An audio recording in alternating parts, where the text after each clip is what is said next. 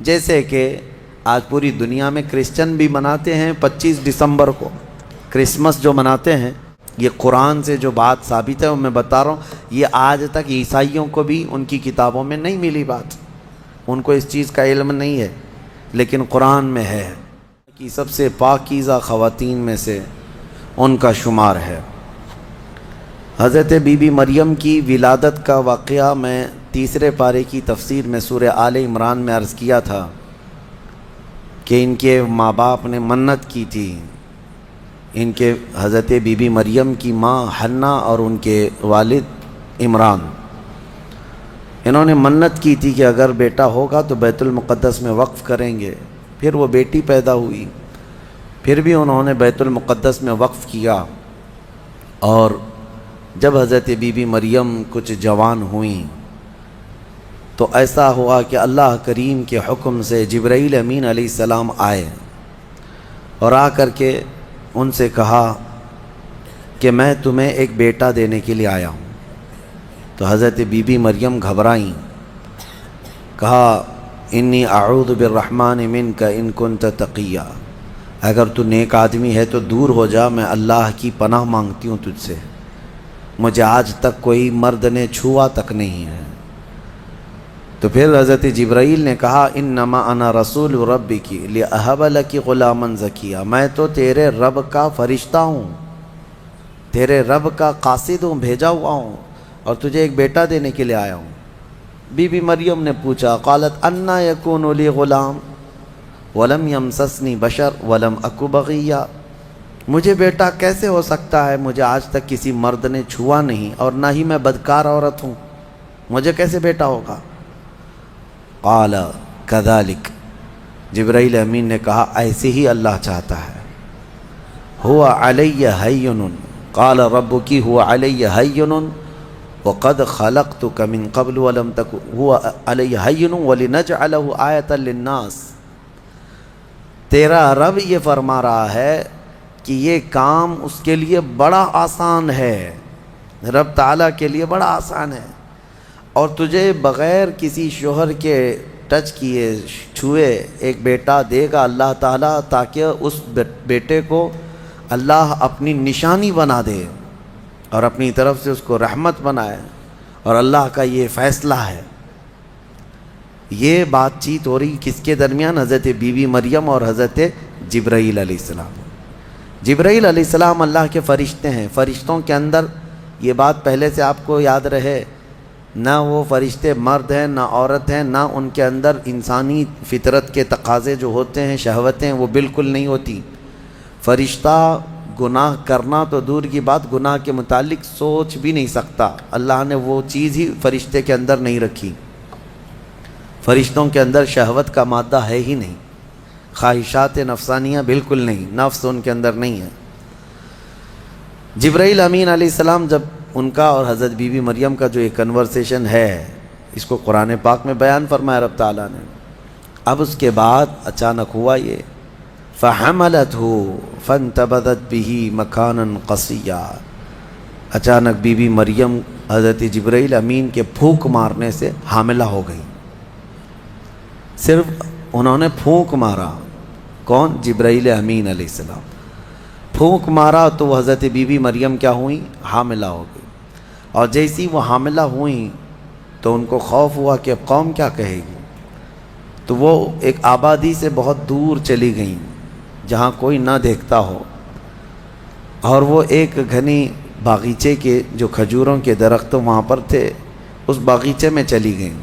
یہ ایسا نہیں ہے کہ یہ حمل 9 مہینے کا تھا، بلکہ یوں حمل ہوا اور پھر بچے کی ولادت بھی، زیادہ دن تک کا یہ عمل نہیں تھا۔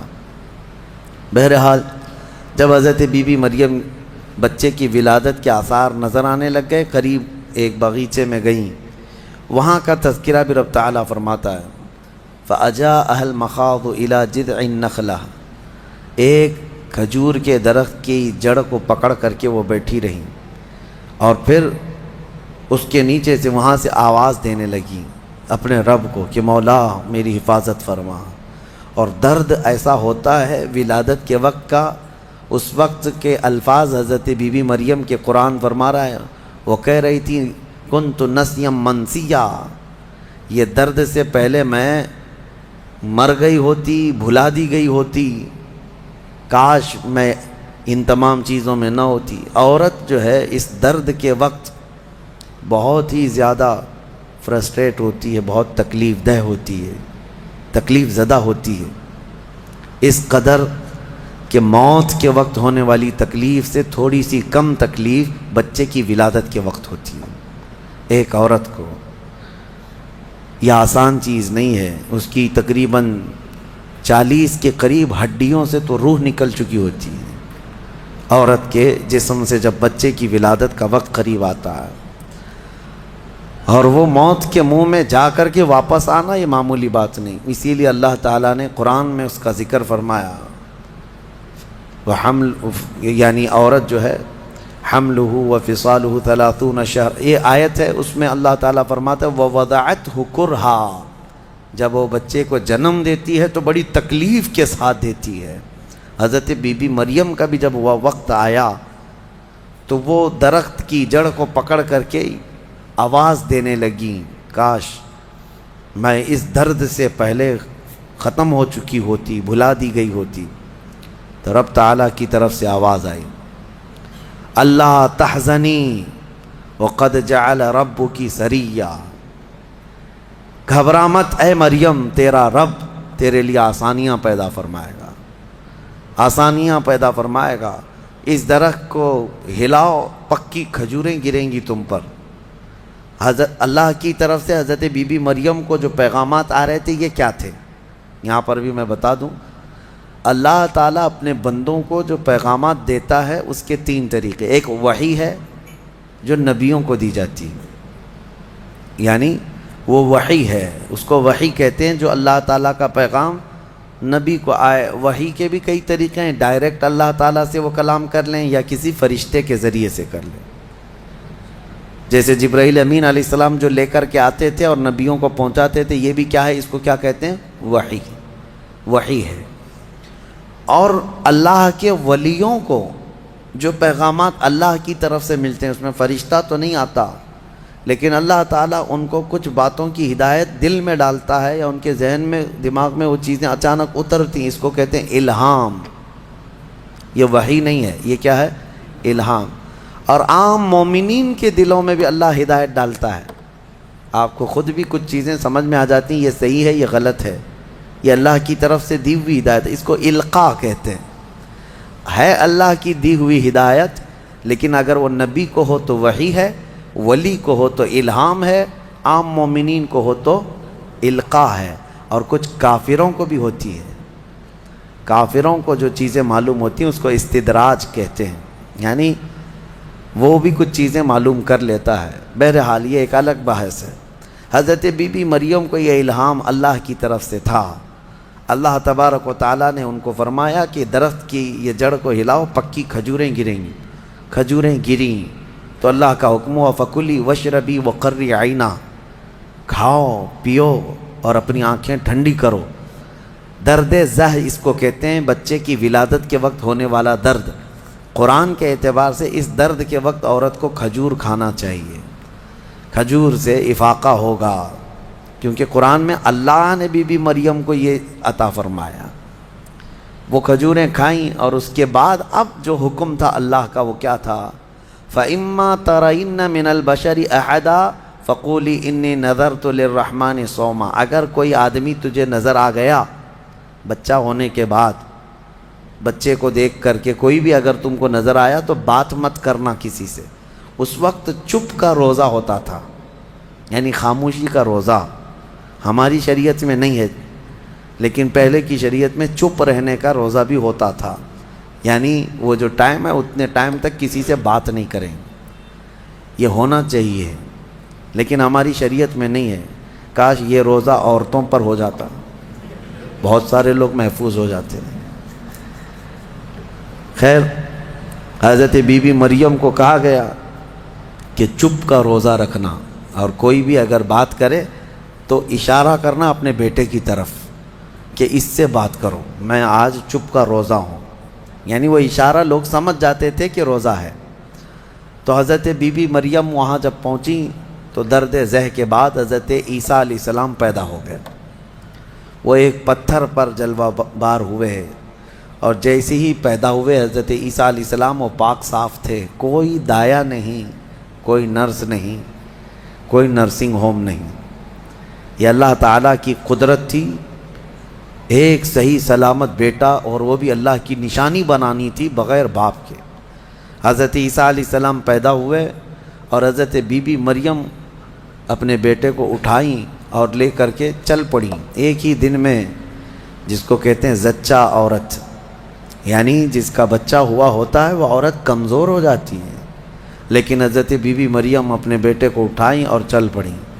جیسے ہی وہ بستی کی طرف آنے لگی، ان کی گود میں بچہ تھا، لوگوں کی نظر پڑ گئی، کوئی ادھر ادھر چیمی گوئیاں شروع ہو گئیں، باتیں کانا پوسی، لوگ جمع ہوئے اور پوچھنے لگے، یا اخت ہارون ما کان ابوک امرأ سوء وما کانت امک بغیہ، اے مریم تو بڑی پاک خاتون ہے، اخت ہارون کہا جاتا تھا پاک عورت کو، تو بالکل ہارون کی بہن کی طرح ہے، تو نے یہ کیسے کر لیا؟ نہ تیرا باپ بدماش تھا، نہ تیری ماں بری تھی، یہ کہاں سے آ گیا تیرے اندر بچہ؟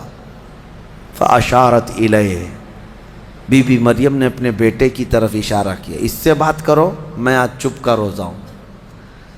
لوگوں نے کہا، قالوا کیف نکلم من کان فی المہد صبیہ، ہم اس سے کیسے بات کریں جو گود میں بیٹھا ہوا ہے؟ گود کے بچے سے بات کریں گے؟ تو اشارہ اس طرف کر رہی ہے۔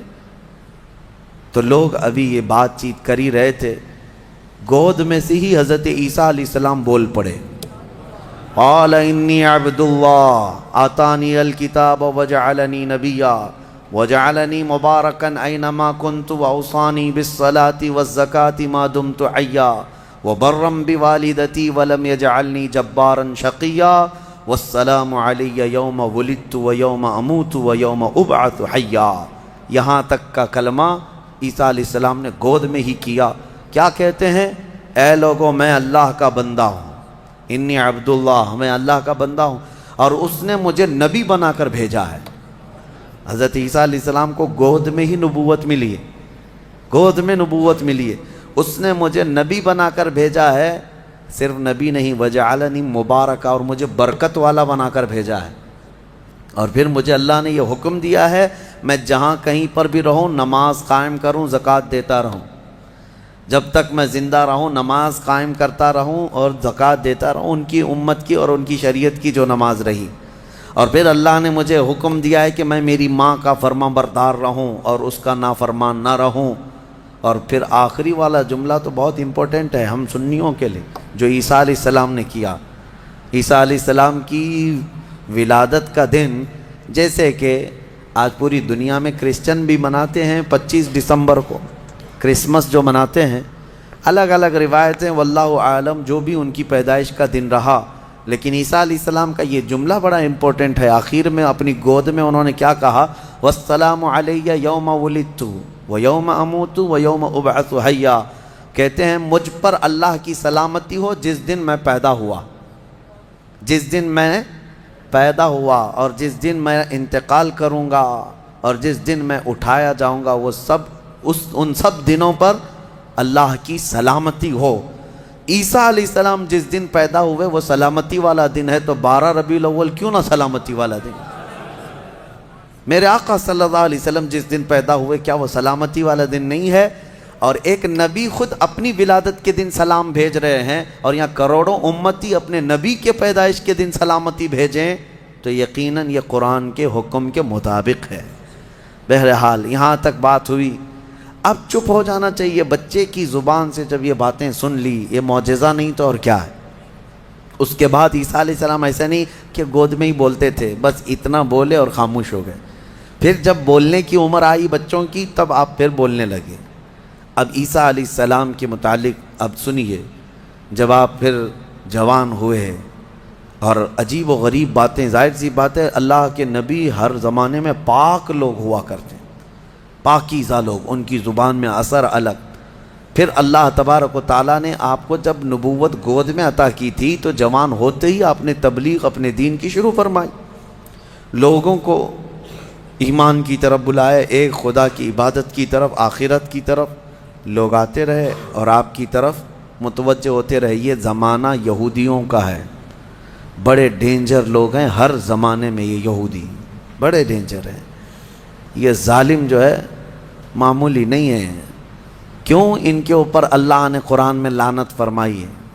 یوں ہی نہیں، یہ ان یہودیوں نے تقریباً 10,000 نبیوں کا قتل کیا ہے۔ ہاں، جیوز لوگوں کو آج برا لگتا ہے میری تقریروں کو کوٹ کر کے بہت سارے جگہ، اس وجہ سے تو میری تقریریں لے کر اسرائیل والے بیٹھے ہیں، مجھے ویزا نہیں دیتے،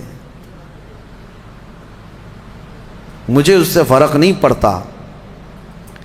ہمارے لیے جو اصلی ویزا ہے وہ مدینہ طیبہ کا ہے، جب تک وہ دروازہ کھلا ہے ہماری روح جسم میں باقی ہے۔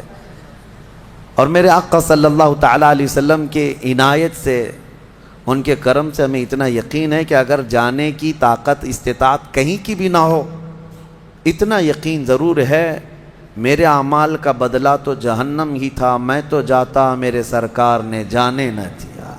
جب وہ جائیں گے اپنے غلاموں کو ساتھ لے کر جنت میں جائیں گے انشاءاللہ۔ یہودیوں نے اس وقت بھی نبیوں کی دشمنی کی تھی، اب عیسیٰ علیہ السلام کے دشمن ہو گئے۔ ان کو یہ تھا کہ ان کی طبیعت کے خلاف جب بھی کوئی بات کرے تو اس کے دشمن ہو جاتے تھے۔ یہودیوں کو یہ چاہیے تھا کہ ان کی طبیعت میں جیسی ہے ویسی شریعت ہونی چاہیے، الگ سے اللہ کے احکامات کو نہیں ماننا ہے، کتاب کے جو احکامات ہے اسے نہیں ماننا ہے، نبیوں کے احترام نہیں ہے، ان کو خود کی بنائی ہوئی شریعت چاہیے۔ بڑے امیر لوگ کچھ غلطی کریں تو انہیں معاف کرنا چاہیے، غریب لوگ کریں تو انہیں خوب مارنا چاہیے، یہ یہودیوں کی طبیعت تھی، یہودی یہ چاہتے تھے۔ عیسیٰ علیہ السلام جب جوان ہوئے تو آپ کی طرف لوگ ایمان والے بڑھنے لگ گئے، ان کو حواریین کہا جاتا ہے، جیسے میرے آقا کے ساتھیوں کو کیا کہتا ہے؟ صحابہ اکرام، صحابہ، اور حضرت عیسیٰ علیہ السلام کے جو ساتھی صحابی تھے ان کو حواری کہا جاتا ہے۔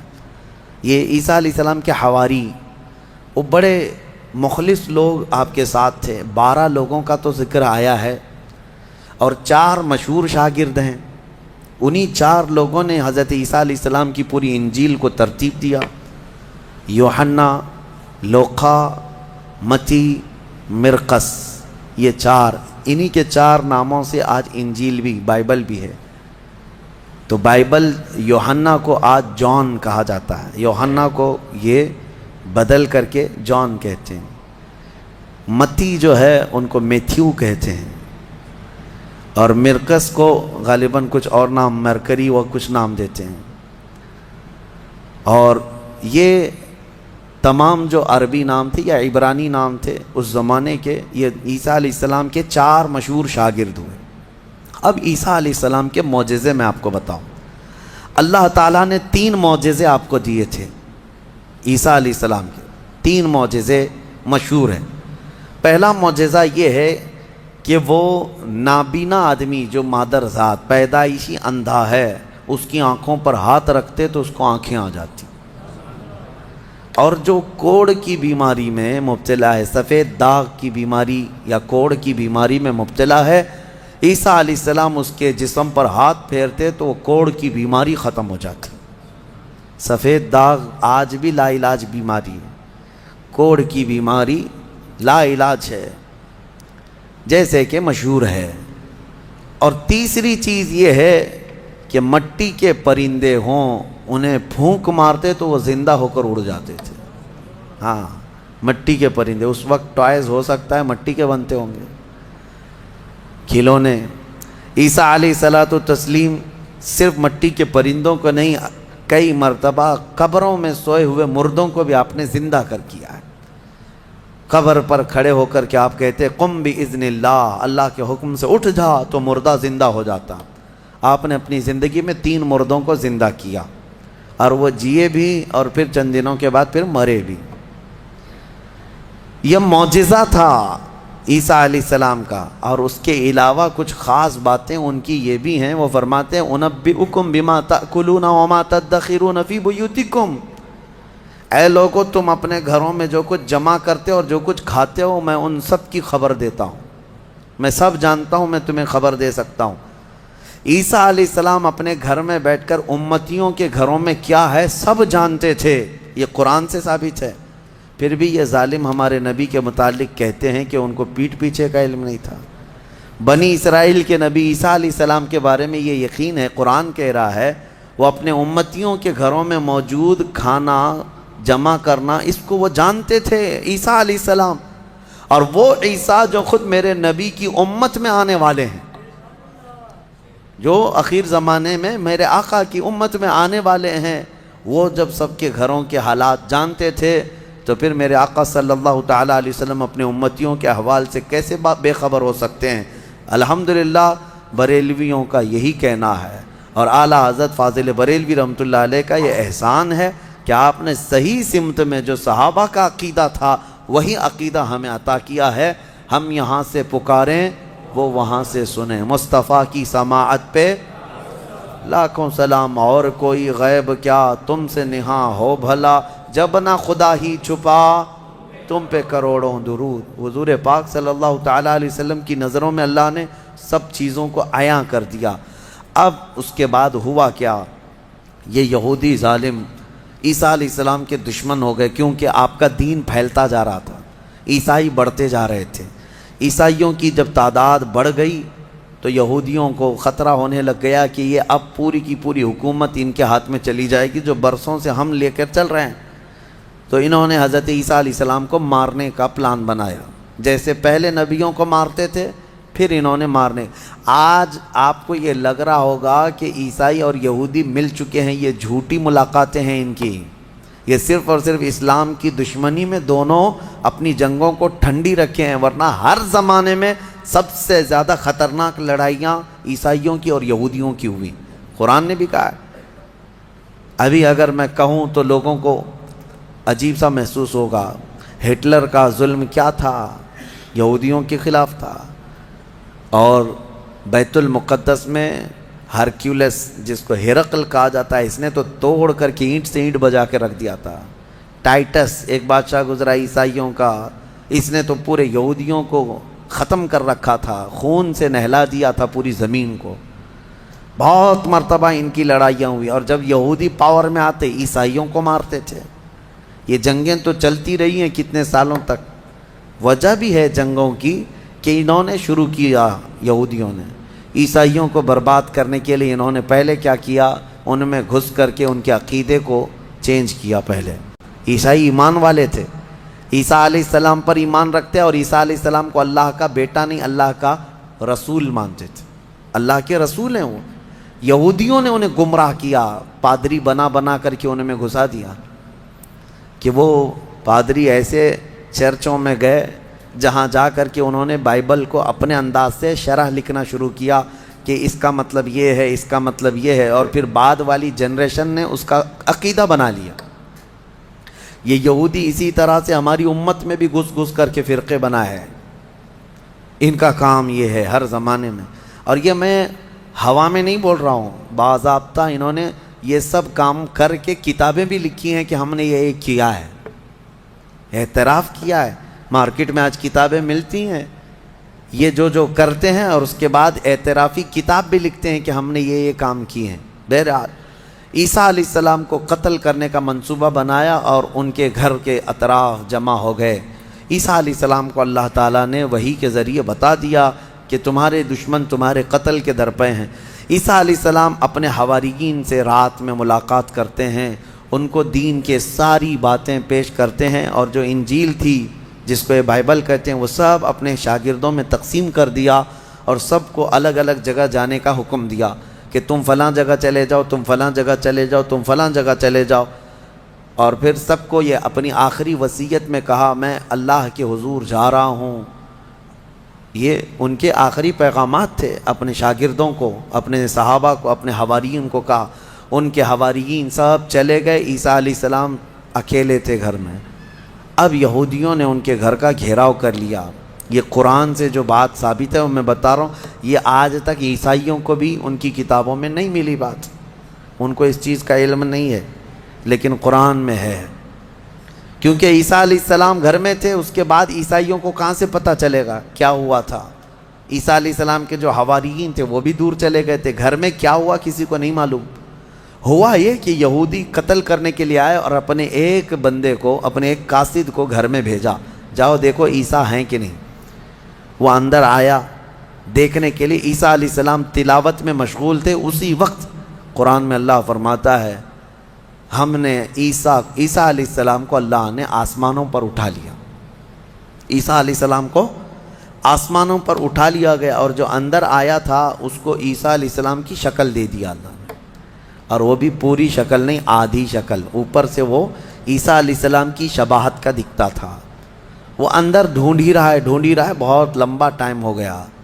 یہودیوں نے دیکھا ہمارا بندہ اندر گیا ابھی تک آیا نہیں، بہت دیر انتظار کرنے کے بعد جب وہ نہیں آیا باہر، تو سارے یہودی تلوار سوتے خود ہی گھس گئے اندر، گھر کے اندر، اور جا کر کے دیکھا تو یہ شخص کھڑا تھا، عیسیٰ علیہ السلام کی شکل تھا، پکڑ کر کے لائے اسی کو کہ عیسیٰ مل گیا، عیسیٰ مل گیا۔ وہ جوش میں تھے، لا کر کے سولی پر چڑھا دیا اپنے ہی بندے کو، اس کو سولی پر، سلیب پر چڑھا دیا اور قتل کر دیا۔